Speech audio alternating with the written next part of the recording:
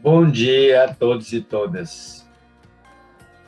Mais uma vez estamos aqui para falar de minhas lembranças, de minhas reflexões. E hoje eu quero falar da minha primeira aula. Minha primeira aula no Centro de Línguas Estrangeiras, na UNAM, no México.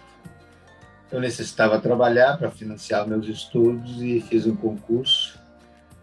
Fui aprovado para professor de idiomas para estudantes da universidade e o idioma, aulas de português, né? Aulas práticas de português para o pessoal começar a ter contato com o idioma e poder ler, como se comunicar. O concurso que eu fiz tinha uma parte escrita, outra parte oral, que era uma aula que eu tinha de dar para os professores. Então, na verdade, a primeira aula teste, mas não conta a primeira aula teste. E depois da primeira aula teste, eu fui aprovado, me sentia bem, fui trabalhar, fui dar minha primeira aula. Chego na universidade, não sei por que motivo, cheguei lá em cima da hora, vou entrar no salão de aula. Quando eu entro no salão, o salão tinha uma porta que se abria no meio do salão e de um lado tinha uma inclinação, uma espécie de arquibancada, numa inclinação e no outro em V. E a gente entrava no meio do salão, entre essas duas arquibancadas, e com a mesa no fundo.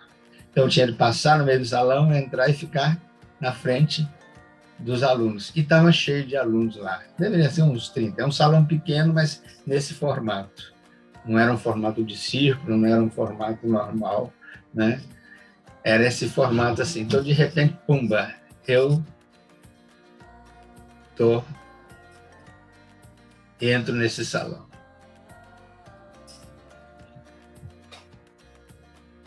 E eu já ia com certo frio na barriga. Quando eu entro, foi um choque, né? Entrar nesse salão assim, os alunos de todo lado, de repente, você está sendo olhado assim por 60 olhos, 30 pares de olhos te olhando assim, esperando o que vai ser a primeira aula desse professor, né, estrangeiro, num idioma que eles vão ter contatos àquela hora.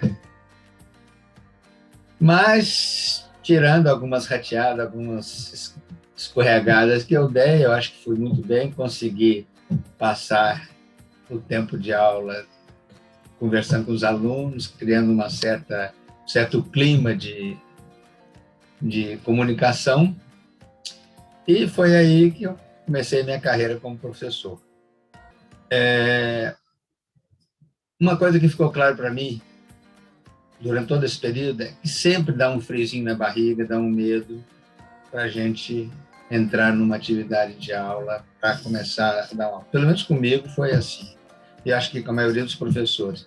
A criação, a necessidade de criar alguma coisa, de relacionar dentro de um ambiente de trabalho assim, cria uma certa tensão. Eu acho que é positivo esse tipo de tensão. O professor que não tem essa tensão, que entra de uma forma rotineira para dar aula, eu acho que perde muito da sua capacidade de comunicação, perde muito dessa energia que é necessária para o processo de ensino.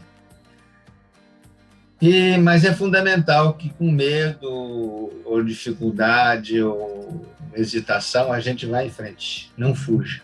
Agora, o frio na barriga, o relativo medo, não seria medo, não, mas uma certa tensão, uma certa ansiedade, para mim sempre existiu nas aulas. Independente se fosse grupo do primeiro nível, do quinto nível, se fosse grupo de professores, né? Sempre que eu vou dar aula, vou dar uma conferência, dar uma palestra, seja aula de economia, seja aula como foi a aula de português, existe uma certa tensão. Ou aula para movimentos populares, movimentos sociais. Existe uma relativa tensão, e eu acho que essa tensão é positiva.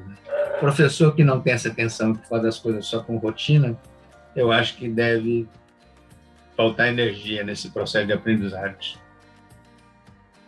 que ele tenta fazer, né?